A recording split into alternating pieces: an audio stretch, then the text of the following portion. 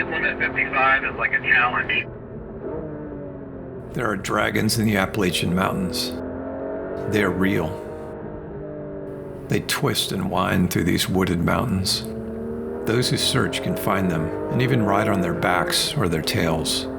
Today we found a secret dragon that nobody speaks of, hidden in plain sight, disguised as a rattlesnake. North Carolina 209 waits, ready to bite any who cross her limits. If you're new to Tribune, we're on a search to find and drive the best back road. If it has a double yellow line, we're game to try it. At the end of each drive, we give the road a score. Stick around to see where this drive falls on our list, and join our mission to find and drive the best back road.